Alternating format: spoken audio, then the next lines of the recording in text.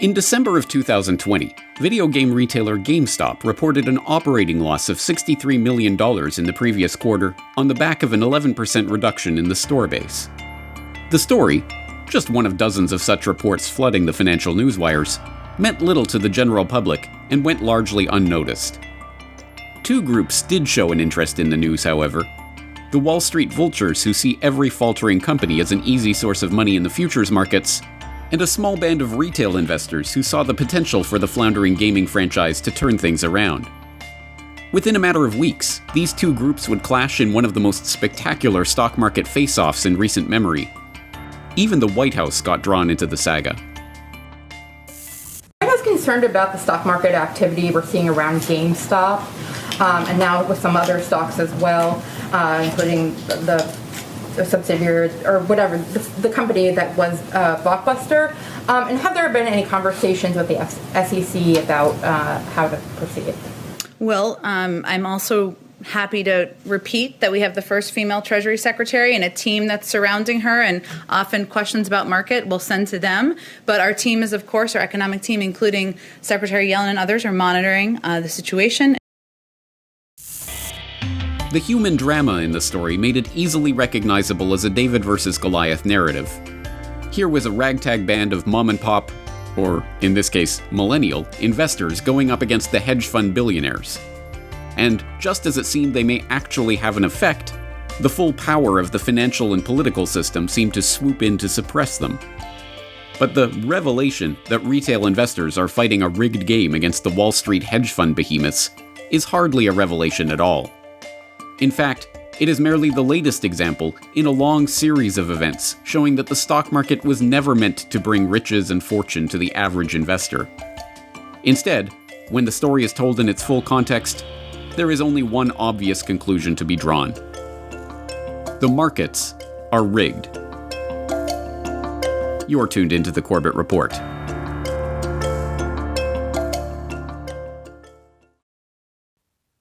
The stock market is often portrayed in the financial media as a magical crystal ball that can not only tell us about what is happening in the economy, but predict geopolitical events, forecast elections, or even reveal to us the inner workings of the minds of men.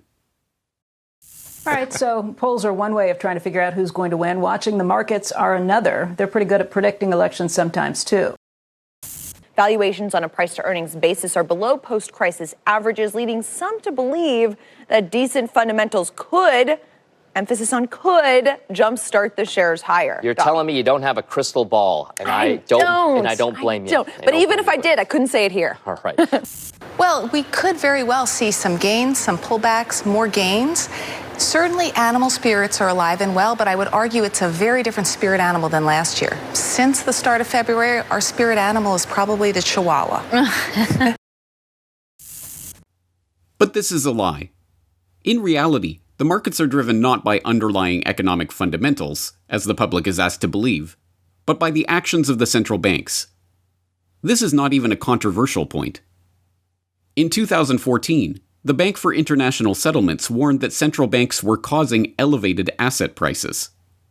A report from the official Monetary and Financial Institutions Forum that same year warned that central banks around the world, including in Europe, are buying increasing volumes of equities, and the same authorities that are responsible for maintaining financial stability are often the owners of the large funds that have the potential to cause problems. And in 2016, in the midst of the historic bull run that has seen the Dow Jones and S&P indexes reach all-time record high after all-time record high, economist Brian Barnier published a report documenting that between the beginning of the Federal Reserve's quantitative easing program in 2008 and the first quarter of 2015, the Fed was directly responsible for 93% of equity value growth in the US. This modern era of central bank-dominated markets, however, is only the latest version of a game that is as old as the markets themselves. At base, it's a con game where the rich and powerful employ a raft of confidence men to lure suckers into the latest market mania. In this game, the suckers are the general public who are left holding the bag as the market bubble bursts, while the smart money swoops in to buy up the leftover assets at pennies on the dollar. The game was being played as far back as 1814, when a uniformed man posing as the aide-de-camp of Lord Cathcart landed in Dover, spreading the false rumor that Napoleon had been killed by a detachment of Cossacks. When the rumors reached London later that day, 3 men dressed up as French officers in white Bourbon cockades were parading across Blackfriars Bridge, proclaiming the end of the Napoleonic Empire and the restoration of the Bourbon monarchy. By the time the British government officially dispelled the rumor later that afternoon, an elaborate fraud had already played out in the London stock markets. The rumor had kicked off a buying frenzy, and the perpetrators of what is now known as the Great Fraud of Cowley, the ones who had started the rumors and hired the actors to help spread them, had already sold £1.1 million worth of government stock into the market peak. Another bit of market manipulation centering around Napoleon's military fortunes played out again the next year, in 1815. Nathan Rothschild of the infamous Rothschild banking dynasty used the smuggling network that he and his brothers had built to funnel gold and silver to Wellington's army to get news of Napoleon's defeat at Waterloo back to London 24 hours before the official word reached the British government. Although a fancified version of the story involving homing pigeons and Nathan's acting abilities at the stock exchange are easily dismissed as anti-Semitic slurs by the mainstream press, even the official Rothschild archive treatment of the incident admits that Nathan Rothschild did receive early warning of Wellington's victory, and he did profit from that foreknowledge in the stock market. Historian Niall Ferguson has written on the subject in detail in his authorized biography of the Rothschilds, and even the BBC published a story in 1998 outlining how the conspiracy functioned and how the brothers communicated in secret by writing their letters in the Judendeutsche script they had learned in their childhood in the Frankfurt Jewish ghetto. The stock market con game isn't just an historical relic, though. Those with advanced knowledge of world events continue to profit from their insider information, sometimes in the most macabre way imaginable. What many Wall Street analysts believe is that the terrorists made bets that a number of stocks would see their prices fall. They did so by buying what are called puts. If you bet right, the rewards can be huge. The risks are also huge, unless, of course, you know something bad is going to happen to the company you're betting against. This could very well be insider trading at the worst, most horrific, most evil use you've ever seen in your entire life. In the wake of 9/11, researchers began to uncover a money trail that proved those with advanced knowledge of the attack had indeed used their insider information to profit from the events of that day. In addition to the Securities and Exchange Commission in the United States, the governments of Italy, Germany, Belgium, and other countries began their own investigations into a series of trades betting against companies that were hurt by 9/11, like Boeing, Merrill Lynch, United Airlines, Munich Re, and others, and betting on companies that profited from the attacks, including a 6-fold increase in call options on the stock of defense contractor Raytheon on September 10, 2001. In subsequent years, not 1, not 2, but 3 separate peer-reviewed papers concluded that the unusual trading in the weeks prior to 9/11 were consistent with insiders anticipating the 9/11 attacks. But incredibly, the SEC investigation into this money trail was abruptly terminated, and the records of that investigation were subsequently destroyed. Why?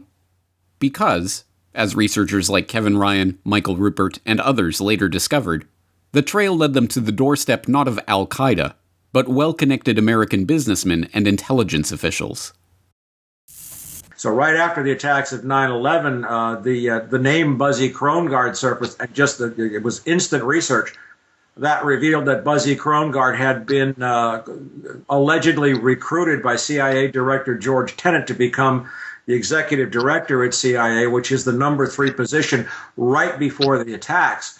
And Alex Brown was one of the then a subsidiary of Deutsche Bank. Was one of the primary instruments or vehicles that handled all of these criminal trades by people who obviously knew that the attacks were going to take place where, how, and involving specific airlines. I came across this document that had been released, a memorandum for the record of the 9/11 Commission. It was prepared by a staff member of the 9/11 Commission. His name is Douglas Greenberg. And he reviewed simply the FBI's meetings on their communications related to this. And this document identified a couple of companies that were flagged by the SEC, the Securities and Exchange Commission. And one of them, this was September 21st, just 10 days after the attacks. One of these companies that was flagged was called Stratisec. And this is a very interesting company because it's a security company that had contracts for the World Trade Center and Dulles Airport, where one of the planes took off on 9/11, as well as United Airlines, which owned two of the other three planes. So this security company, Stratisec, was a very central player in the events of 9/11, you could say, because they ran security for these different areas in the years leading up to 9/11. So for them, this company stock to be flagged by the SEC was very compelling. And when I looked at this document prepared by the 9/11 Commission, which wasn't released until 2007, I noticed that the names had been redacted of the stock traders, but I could make out who they were. In particular, one of them was a director of the company Stratisec. He was also a director of a company in Oklahoma, an aviation company. He was also a director of a Washington, D.C.-based financial organization. With just that information, you could tell very clearly that this man was Wirt Dexter Walker. He was the chief executive officer of Stratisec and also a director there. His wife, Sally Walker, was also named in the flagging by the SEC. So I began looking into that. And then the last thing I would leave you with is National Reconnaissance Office was running a drill, a plane crashed into their building, and you know they're staffed by DOD and CIA. I know the guy that went into his broker in San Diego and said, "Cash me out, it's going down tomorrow." Really? Yeah. That tells us something. What? That tells us something. Well, his brother worked in the White House. There we go. When you say Horrific as these instances of insider trading are, an even deeper layer of the story lies in the fact that these trades, unlike the high-profile show trials of Martha Stewart and other stories of the week, never result in prosecutions. The protection afforded the 9/11 inside traders speaks to an even deeper layer of the problem. The use of the markets to line the pockets of insiders and their political cronies is not a bug in the system, but a feature. In fact, the entire system has been designed to be manipulable, ensuring that the little guys never have a chance against the billionaire bankers and hedge funds. A clue to this story goes back to the most well-known event in stock market history, the Great Crash of 1929. Even there, in the midst of one of the most devastating financial collapses in human history, there was money to be made by insiders who knew what was coming. One such insider was Albert Henry Wiggin, chairman of the Chase National Bank, and the man who had been instrumental in attracting the Rockefeller family to begin their century-long involvement in Chase. When the market began plummeting on Black Thursday 1929, Wiggin and his fellow banking associates were lauded as heroes for their actions to restore order to the market, which culminated in New York Stock Exchange Vice President Richard Whitney stepping out on the floor of the exchange and making a great commotion by yelling out orders for key stocks at above-market prices. What the public did not know, but what emerged 3 years later during congressional investigation, was that by the time chaos descended on Black Tuesday 1929, Wiggin had already positioned himself to profit handsomely from the financial havoc that he knew was coming. As Nomi Prinz details in her book, All the President's Bankers, The Hidden Alliances That Drive American Power, Wiggin knew he was covered no matter what happened. Shortly before the crash, he shorted shares in his own bank by borrowing shares from various brokers at prices he anticipated would fall, at which time he would buy the shares in the market at lower prices and return them to the brokers, making money on the difference. When the Dow stood at 359 on September 23, 1929, the market had topped out 20 days earlier at 381. He placed what would be a hugely profitable bet that Chase's stocks would fall. Before shorting those shares, Wiggin executed another profitable and shady strategy.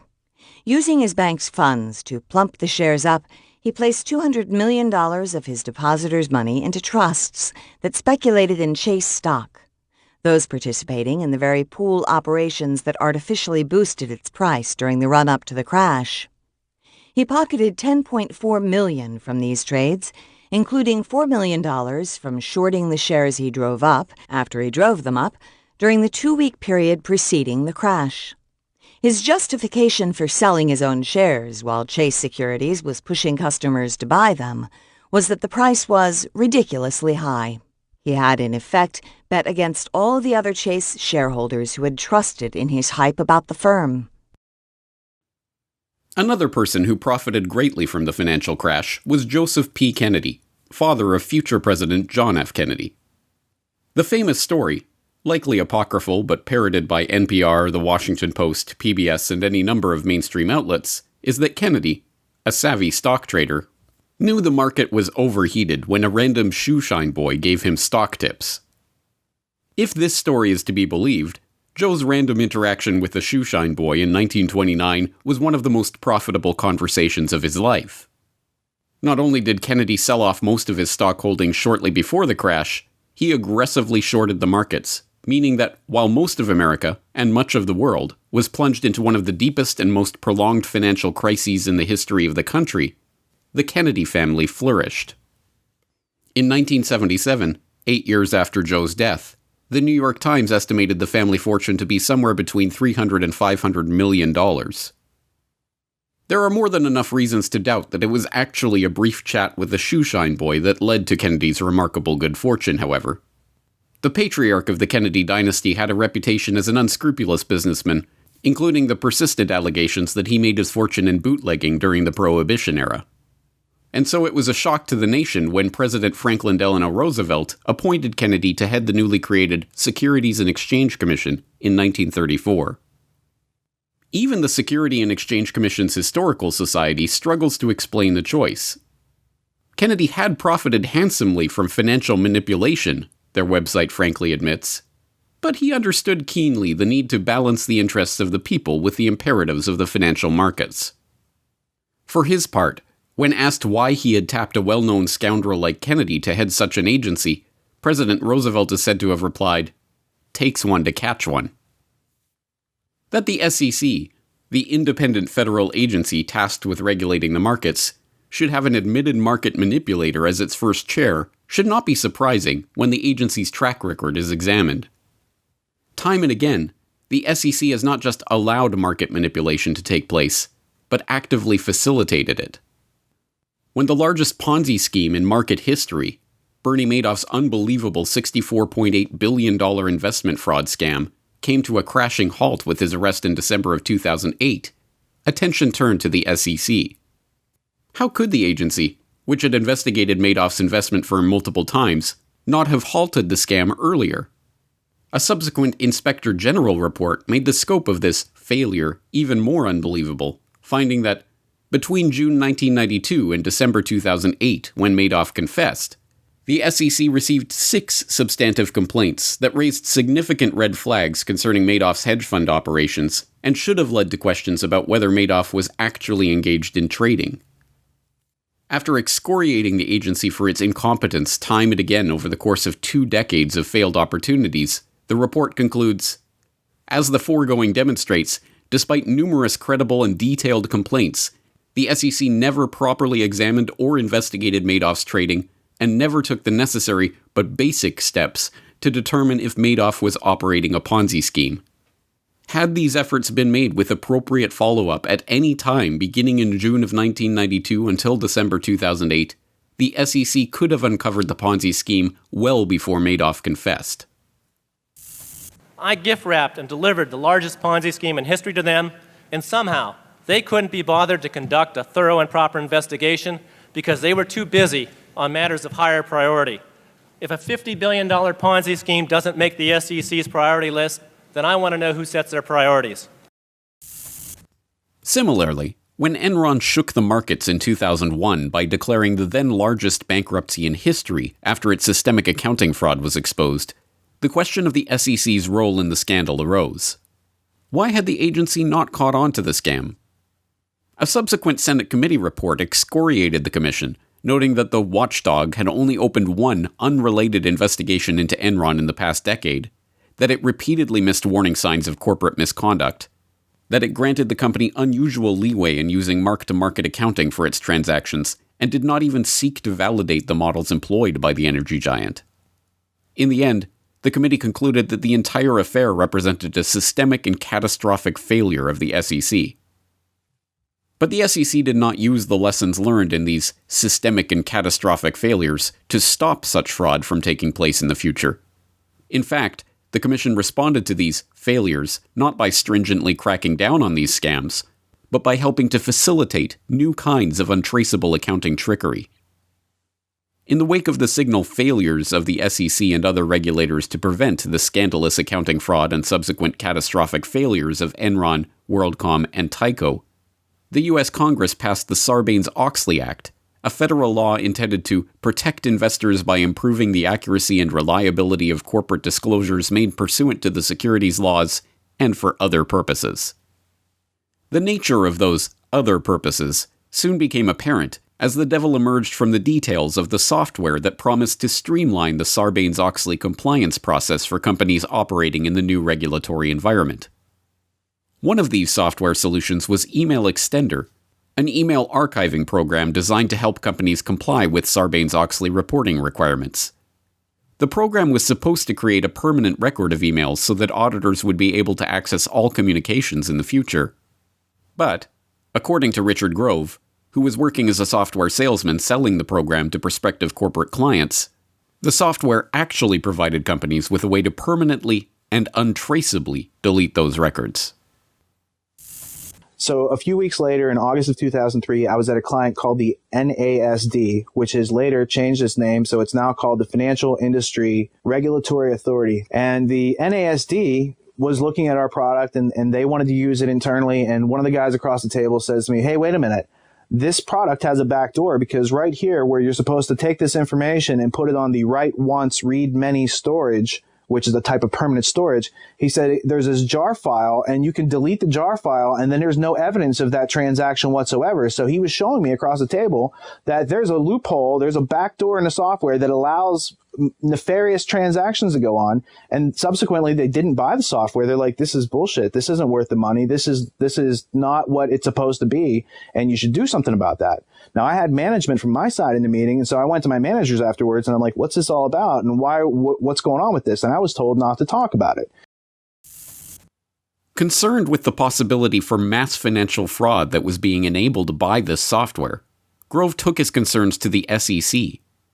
But instead of acting on this information to launch an investigation into the company and the software, the SEC not only dismissed Grove's warning, but went out and bought that very software for their own use. Right now, the SEC reports to the president. So at the end of the day, when the SEC was telling me they're not interested, they're telling me they're not interested because I'm tying the Bush administration in with billionaire Richard Egan and his company that's helping these companies do this. It's like of course they don't want to sponsor that getting out to the public. I filed a lawsuit. I represented myself in court against a multi-billion-dollar international corporation. And after 3 years, and after proving my case in court, including the fact that the SEC acted with complicity to protect the perpetrators, my case was dismissed on a technicality, recognizing that the events I proved in court actually happened, but were conveniently, quote-unquote, outside the statute of limitations for the Sarbanes-Oxley Act. And once I understood that the purpose of Sarbanes-Oxley regulations was to keep these companies from deleting files, and that the back door in the software allowed these companies to delete files, and more importantly, the fact that someone outside of the company that's not even associated with the company but has access to that software could launder money or steal money or just delete money from corporations and switch financial records all around without anyone, any investigator, any auditor being able to audit that. Those things I thought were interesting, but when the SEC, after I told them, bought the software with the back door in it and was started to use it for itself, then I knew that the SEC was not there to regulate like I thought it was. They were also, hey, we can find a benefit from this back door in the software. We can delete files now. Now we're above the law. But of all the various schemes for manipulating the markets, perhaps none have been quite so brazen as the Plunge Protection Team. Formerly known as the Working Group on Financial Markets, the Plunge Protection Team, or PPT, was born in the wake of another stock market crash, Black Monday of October 1987. Far from a conspiracy theory or internet rumor, the formation of the group was announced in the pages of the Federal Register on March 22, 1988, which contained, on page 9421, the text of Executive Order 12631, a seemingly mundane announcement signed by President Reagan on March 18, 1988.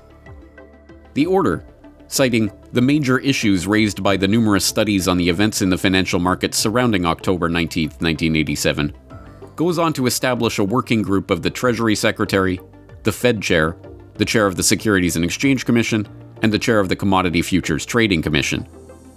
It empowers the group to consult, as appropriate, with representatives of the various exchanges, clearinghouses, self-regulatory bodies, and with major market participants to determine private sector solutions wherever possible, and to report back to the President. Hidden behind this innocuous-sounding rhetoric is an organization that has been at work for the last 3 decades, quietly but documentably intervening to prop up the markets whenever they start plunging, or even sagging. The name Plunge Protection Team comes from a Washington Post article that ran under that headline in February 1997. In that piece, staff writer Brett D. Fromson revealed how the Working Group on Financial Markets, like defense planners in the Cold War period, wargame various market cataclysms and their response to them. One scenario Fromson described involves a large sell-off on a Monday morning after a week of tanking markets. The chairman of the New York Stock Exchange has called the White House Chief of Staff and asked permission to close the world's most important stock market. In the Oval Office, the president confers with the members of his Working Group on Financial Markets, the Secretary of the Treasury and the Chairman of the Federal Reserve Board, the Securities and Exchange Commission, and the Commodity Futures Trading Commission. The officials conclude that a presidential order to close the NYSE would only add to the market's panic, so they decide to ride out the storm.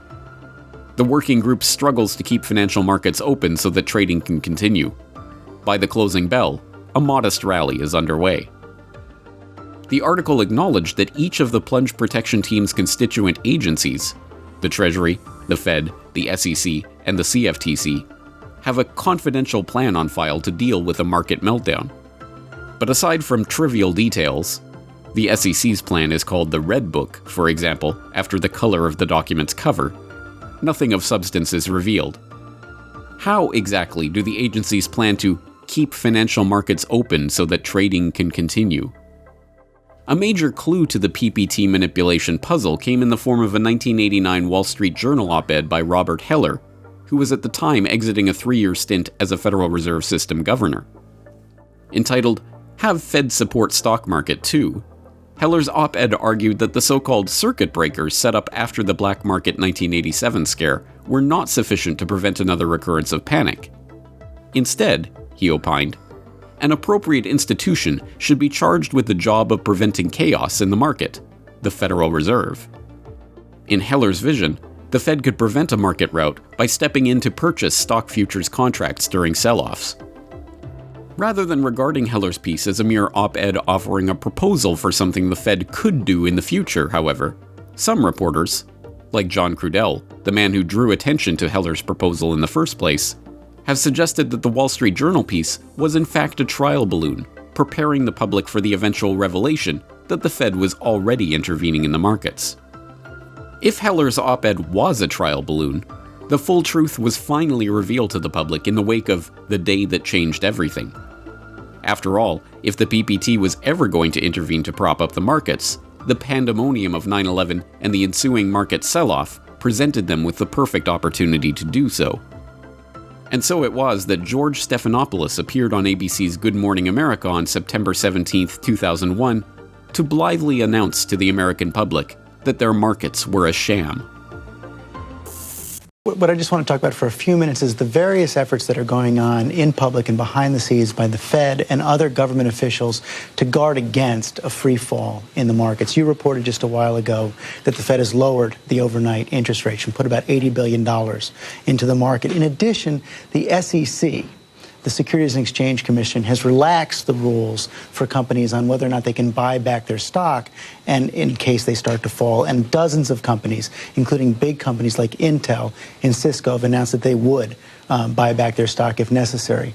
Third, there will be some trading curbs in effect today. If the market drops by about 1,100 points, they will probably suspend trading for a while. And perhaps most important, there's been the Fed in 1989 created what is called a plunge protection team, which is the Federal Reserve, big major banks, representatives of the New York Stock Exchange and the other exchanges.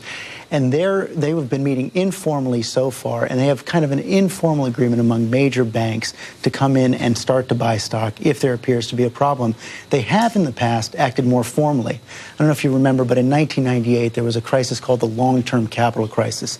It was a major currency trader, and there was a global currency crisis, and they, at the guidance of the Fed, all of the banks got together when that started to collapse and propped up the currency markets, and they have plans in place to consider that if the stock markets start to fall. And just like when it was calmly admitted in 2016 that the record bull run since 2008 had been a Federal Reserve-created mirage, the public was flat out told in 2001 that the Fed would coordinate with the banks to interfere in the markets as needed. And in both cases, these revelations were promptly memory holed and ignored in all future reporting of the market's gyrations. So what do the manipulations of the plunge protection team actually look like?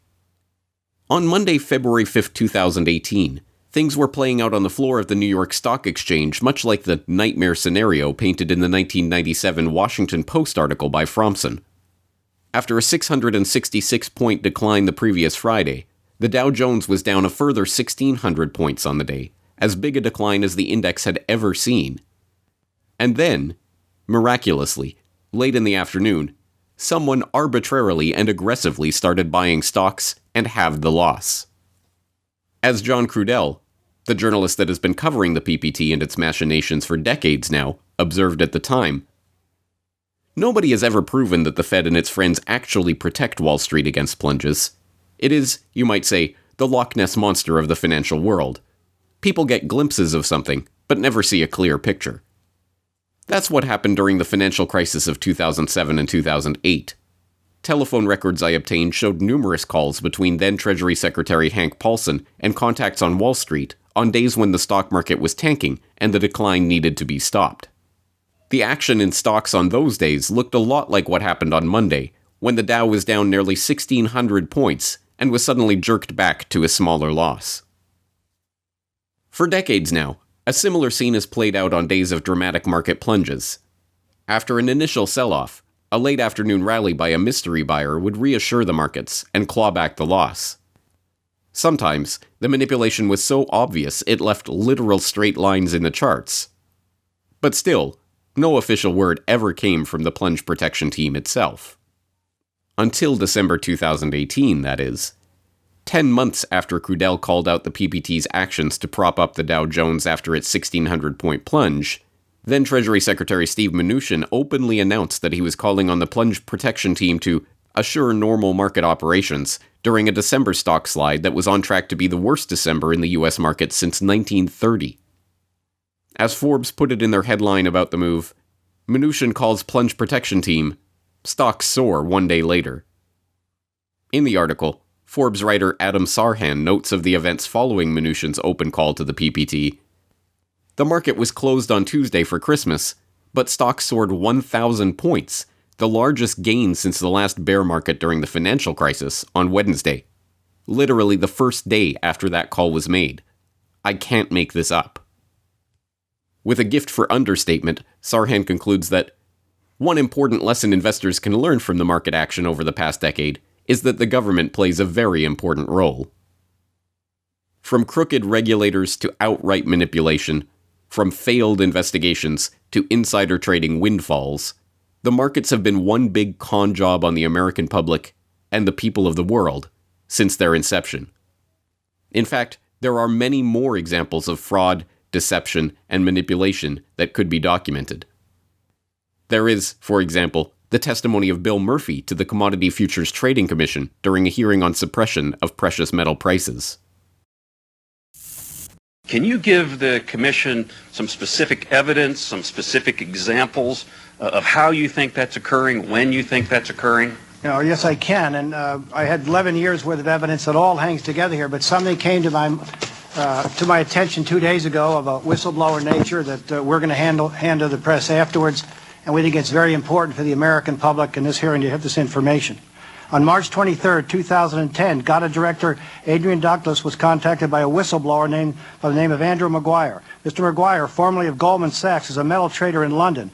He has been told firsthand by traders working for J.P. Morgan Chase that JPM manipulates the precious metals markets, and they brag how they make money doing so. In November 2009, he contacted the CFTC Enforcement Division to report this criminal activity. He described in detail in which the way JPM signals to the markets its intention to take down the precious metals. Traders recognize these signals and make money shorting the metals alongside JPM. He explains how there are routine manipulations at the time of option expiry, non-fair payroll releases, and COMEX contract rollover, as well as other ad hoc events. On February 3rd, he gave 2 days advance warning by email to Mr. Iliad Ramirez, a senior investigator of the Enforcement Division, that the precious metal would be attacked upon the release of the non-firm payroll data on February 5th. That on February 5th, as it played out exactly as predicted, further emails were sent to Mr. Ramirez in real time while the manipulation was in progress. It would not be possible to predict such a move in advance unless the market was manipulated. In an email on that day, Mr. Maguire said,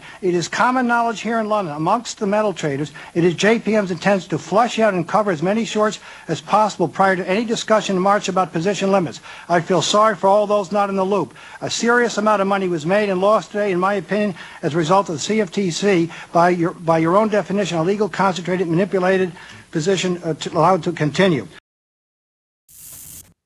Or there was the 2010 flash crash, the harrowing 35-minute window from 2:32 p.m. to 3:07 p.m. on May 6, 2010, when the Dow plunged nearly 1,000 points, and then gained most of it back. The incredible and unprecedented swing left traders and financial talking heads completely stymied. But after 5 years of relentless investigation, the Department of Justice presented the man that they framed as the arch mastermind that set off the most alarming collapse and recovery in the history of the markets. A day trader living in his parents' house in Hounslow. 15 minutes of chaos that shook the world's biggest market. What the heck is going on down here? I don't know. There is fear. This is capitulation, really. All the way down. On May 6, 2010, without warning, the US stock market and futures markets just crashed. Can't be there. That is not a real price. The flash crash which wiped $1 trillion off the value of American companies in 5 minutes. To look at a price chart, it looked like a kind of runaway elevator. It took authorities 5 years, guys, to track down this lone British trader allegedly involved in a 2010 flash crash. Navinder Singh Saroo, dubbed the Hound of Hounslow, has been accused of manipulating the market. US regulators claim he made about $40 million. Despite the fact that multiple professors, mainstream newspapers, and even a former rogue trader himself all testified to the impossibility that the incredible roller coaster of the flash crash was really caused by the spoofing antics of a lone trader, the story was effectively shelved, and the underlying issue of the algorithmically driven high-frequency trading, which involves bots performing large numbers of orders in fractions of a second, and requires traders to pay millions of dollars to co-locate their servers with the exchange's computers to give them a head start on their competitors that is measured in milliseconds, was never addressed. Or there was the insider trading scandal of 2020, when multiple senators were probed for insider trading after being briefed by the Senate's Health and Foreign Affairs committees about the likely effects of the coronavirus scare in the U.S. Yeah, Adam, several senators are facing criticism this morning after reports that they sold stock after being briefed about the coronavirus, but before the market started tanking. 4 senators are said to have made trades, but 2 in particular are facing a lot of criticism. The first is Senator Richard Burr. ProPublica reports on February 13th, he sold between $628,000 to $1.7 million worth of stock in 33 separate transactions. He is the chairman of the Senate Intel Committee, and he was getting daily briefings about the coronavirus at that time, according to Reuters. So there are a lot of questions about why he made those trades. The probe into Senator Burr, who was one of the only senators to vote against the legislation that made such insider trading illegal, and the other accused senators, was later dropped, with no charges filed.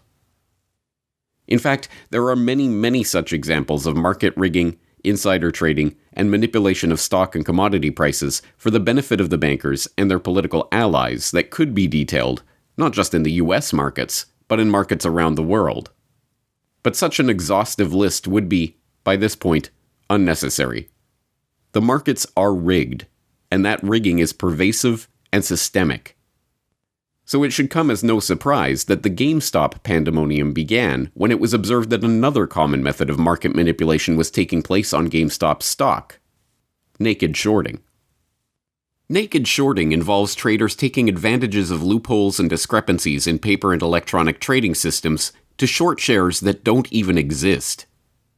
In this case, hedge funds, convinced that the flailing gaming retailer was going to go the way of Blockbuster Video and seeing the December 2020 reports of operating losses, began aggressively shorting the stock.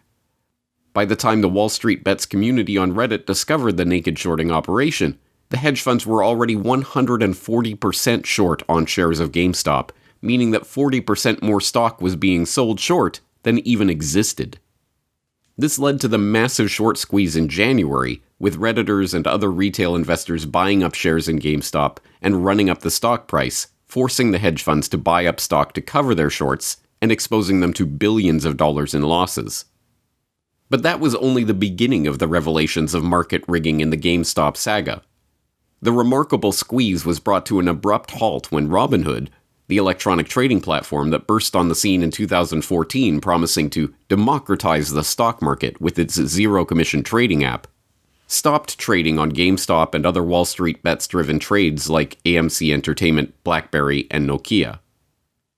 The official explanation for the trading halt, that Robinhood had to suspend trading in the stocks until it could increase its collateral with the Depository Trust and Clearing Corporation, merely underlines the point that the average mom-and-pop investor will continue to be thwarted from trading, while the massive hedge funds and market makers with direct access to the markets will always be able to cover their positions in the event of any popular, democratic market activity.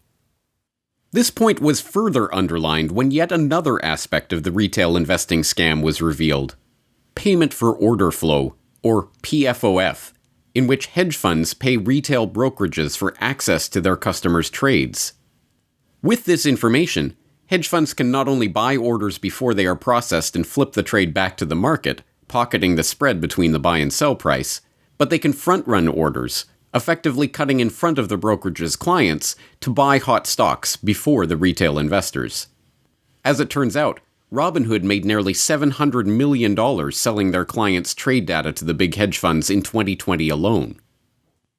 Nor was it a surprise when it was learned that Biden's Treasury Secretary, Janet Yellen, was paid over $800,000 in speaking fees by Citadel LLC, which operates both Citadel, a hedge fund that provided a $2 billion emergency backstop for GameStop short seller Melvin Capital, and Citadel Securities, a market maker that handles about 40% of U.S. retail stock order flow, including from brokerages like free trading app Robinhood. When asked whether Yellen would recuse herself from advising the president on the GameStop situation, White House Press Secretary Jen Psaki responded that she wouldn't, saying that Yellen was an expert and that she deserved the money. And I had to follow up on the markets and everything that's happening with GameStop. You did mention, I believe, yesterday that the Treasury Secretary is monitoring the situation and she's kind of on top of it. There have been some kind of concerns about her previous engagements with Citadel and speaking fees that she has received from Citadel. Are there any plans to have her recuse herself from advising the president on GameStop and the whole Robinhood situation? Well, just to be clear, what I said was that we have the Treasury Secretary is now confirmed. Obviously, we have a broad economic team. The SEC put out a statement yesterday that I referred to, but I don't think I have anything more for you on it, other than to say separate from the GameStop issue, the Secretary of Treasury is one of the world-renowned experts on markets, on the economy. It shouldn't be a surprise to anyone she was paid to give her perspective and advice before she came into office. The entire affair grew even more absurd when internet researchers discovered that Jen Psaki's relative, Jeff Psaki, himself worked for Citadel. The fact-checkers at Newsweek were quick to rule the story as false, however, not because Psaki's relative did not in fact work for Citadel, but because a source close to Jeff told Newsweek that Jen and Jeff Psaki are distant second cousins but have no relationship. Whatever further twists and turns the GameStop saga takes, the conclusion is foregone. The little people may be able to get one past the goalkeepers of the manipulated markets here and there, but those deviations from the standard will always return to the status quo. In the end, the hedge funds and their billions will be protected, while the little guy will be misinformed, steered down blind alleys, panicked, tricked into investing in bubbles, and, ultimately, fleeced for the benefit of the financial vultures and their bought and paid for politicians and regulatory friends. At last, the David and Goliath story that has been woven around the GameStop insurrection is revealed for what it is. A story, a fable, a convenient narrative to trick the public back into the phony, manipulated markets to once again take their place at the casino table. It is designed to trick people into thinking that this time they'll be able to win against the house. But that is not how a casino works. In the central bank-inflated, derivatives-laden mystery markets of Wall Street, the games are rigged, the dice is loaded, and the house always wins in the end. None of this is surprising to those who have known for decades that the markets are rigged, but every generation needs to see the deception play out in real time to understand just how deep and pervasive the systemic rot is. From this point on, those who have experienced the effects of this deception only have to answer one question. Are you going to continue to play Wall Street's rigged game? Or are you going to take your chips off the table and invest in local businesses and projects with the people on Main Street? The choice is yours. It always has been.